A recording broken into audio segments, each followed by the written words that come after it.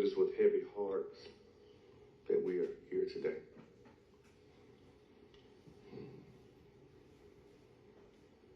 Just like everybody else, I'm still in disbelief.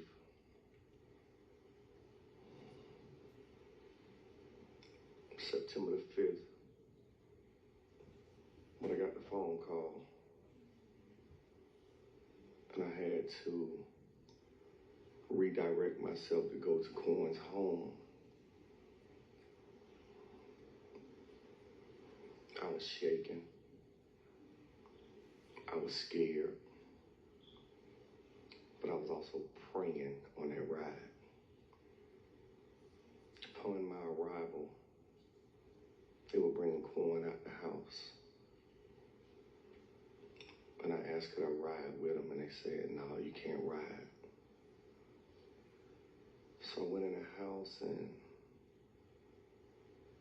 I told Amber, I think you should get ready and go to the hospital. I'll stay back with Leor. Duke and Koya proceeded. As I was in there, I was praying because something came over me. I was nervous and scared because I was just thinking about what if.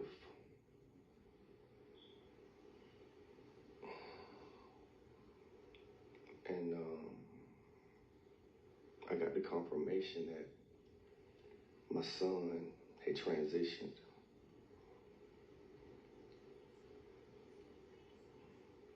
Not only my son, but my best friend. We didn't get it right every time, but we gave it the best every time. I grew up without my biological father. And when I was a kid, I made a promise to myself and to God that if I ever had kids, one question my kid or kids would never have, and that's what my dad is. Because I had that question as a child. My grandmother and grandfather gave me everything wasn't nailed down. I was spoiled. But I still wanted to know, where was my dad? From the day I met Quan and I held him, my life changed. I knew failure was not an option, but little did Quan know, he pushed me even harder to be a dad, to be a role model, and to be an example is what a man should be, built upon integrity, morals, and values. In this industry, finances play a big part. But because of the morals and values that we instilled in him, me and Tammy, a lot of things we turned down because it didn't feel morally right. The love that has been displayed these past days for our son, brother, dad, whatever he may have been to you, it's been immeasurable. It's like now when I hear a Rich Homie Quan song, it sounds different to me. I was looking at Channel 2 News a week ago and they mentioned the word Rich Homie Quan. And the lady said, he's an Atlanta icon. I just looked up at God and said, God, I thank you. Transition is inevitable for all of us. And I know that that day is going to come where I'll see him again. Right now, I'm waiting on him just to come and say, Dad, I'm okay. I used to tell people I live day by day. Now I live second by second. I was taught as a kid, men don't cry. that's a sign of being weak or you soft. But as I got older, I realized that crying is a sign of pain. And Lord knows I'm in pain. Somebody asked me the other day, how you doing? I said, I don't even know how I'm doing. But I know that God's grace and mercy is keeping us here. There are times since I lost my son, I don't know what to do. Prime example, when me and his mother had to go make arrangements. I buried a lot of my family members. I know the process.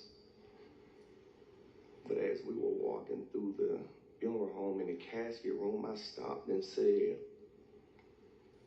what are we doing here? And Tammy looked at me and said, Corey, we're not supposed to be here. So when we left, the Spirit touched me and just said, hey, this is a bit too much for you, because I'm emotional. I lost my best friend. I lost a kid I talked to 9, 10 times a day. Pop, if he just want to talk. Dad, if he needs something. I mean, like, I was his protector. I would do anything to protect this kid. And I used to tell him all the time, you know, so much go on that you don't even know about, because we love you. Dre texts me all the time. Monte texting, what we doing, and I have to find a solution. You know what I'm saying? And a lot of those times, all I could do is pray and ask God to help us. So when I look at, like, when they sent me the obituary and I glanced at it on my phone, I didn't look at it long. I said, this kid has accomplished a great deal at a young age. And to be honest, being in the trenches, you don't realize that. But once you see it, like, compared, you know, like, on a piece of paper, you'd be like, this kid really did his thing, man. I'm humbled to have been his dad. One of the last conversations we had, I was asking him some questions, and I said, have some of my life, or how I live my life, impacted decisions you make? And I said, be honest. And he said, Dad, you know, as a kid, a child's first hero is his dad. And he said, we as kids tend to do what we see. And if I have to answer you truthfully, yes. He told me, he said, yes. The pain that I feel right now is immeasurable, man. I feel as though I've been broken into 1,000,000 pieces. But I'm reminded that I know a man that'll put me back together one piece at a time, over time. To the fans, to the family, to the loved ones, I thank you all for taking time out of your day to be here with us and to pay respects to my son. I'm going to leave y'all with a little story, because everybody a little somber. And I know people have been feeling sad for us. But like Dre said, we're going to figure it out. It's a time and place for everything. Right now, it's a time for us to mourn. It's okay. It's okay. Jesse Jackson said it might be dark now, but the morning got to come. It's coming. We don't know when and where. So I drank a little Ciroc. Forgive me, church. Had some bottles of Ciroc down at the apartment downtown. And I usually buy them because I just like the pretty bottles. But whenever I want to have me a drink, I have me a little drink. So I was down there one evening, Ciroc sitting over there on the counter looking good, grabbed me a glass and poured me some Ciroc. and put some juice in it. So I went to take a drink. I said, man, this tastes real. I ain't no drinker, but I said, this tastes real weak, man. So I called Duke. Duke, man, you did something to the Ciroc. He said, no, Dad, I ain't touched no Ciroc. So I called Quan. I said, Quan, you did something to the Ciroc, man. And he started laughing. So I said, man, what you do? He said, man, I was down there one night. All my brown were gone. That Ciroc was calling my name, man. I said, you drunk all my Ciroc, man. He said, Dad, I drunk all of it. He said, man, but the crazy part about it, that was 3 months ago. He said, I've been waiting on this call for 3 months, man. So he said, man, I owe you some Ciroc, man. But he took and put water back in my bottle to make it look like it was full. You know what I'm saying? But I just say to my son, man, you consider me to be your hero, but I wish I would have told you that you were my hero.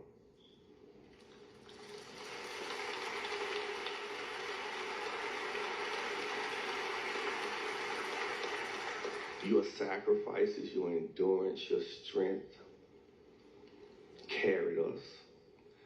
I would be on there on Thursdays and Fridays and see you, and then to see videos on a Saturday of how you were, a whole different person once you were on stage. So before I leave, I want to say this.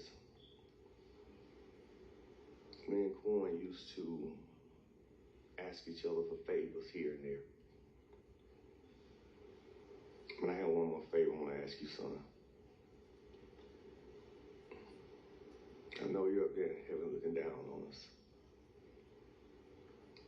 If you don't mind, save a spot for me.